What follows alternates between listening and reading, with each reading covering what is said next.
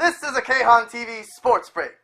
So since we've last talked about basketball with you all, there's been 2 Game 5s, and the Cavs and Warriors are waiting to beat down the winners.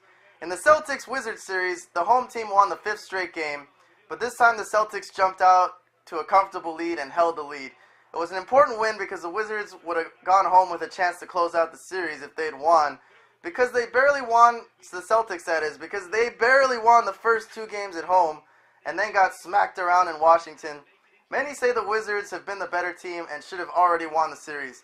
Nonetheless, they're going to have their chance to push this to the distance. But the better Game 5 was the Rockets-Spurs in San Antonio.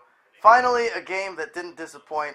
One of those epic crowd pleasers that we were talking about in the earlier football sports break. Did James Harden choke?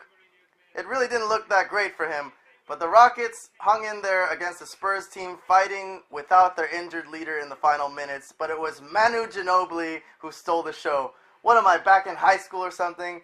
But the Spurs needed that one because now they could rest Kawhi for Game 6, let him heal up, and take their chances in Game 7, which is what I suspect is going to happen tonight.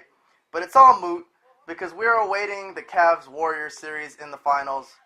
And we won't have much to talk about when it comes. We're just going to watch. Either Kevin Durant will make the difference and push the Warriors over, or he will choke. I think it's that simple.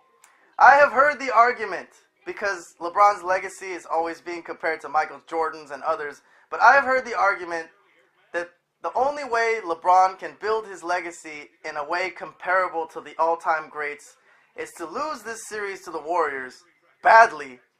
And that way, if he does overcome this Warriors team with all their firepower, then he can be considered an all-time great.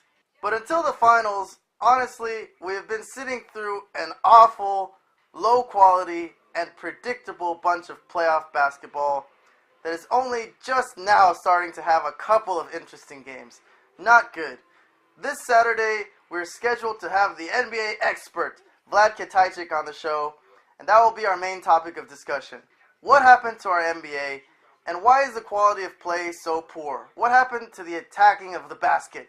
Why is everyone jacking up so many threes? What in the living F is going on? We will get it straight from our NBA expert, Vlad Kitajczyk, this weekend. Till then, stay thirsty, my friends.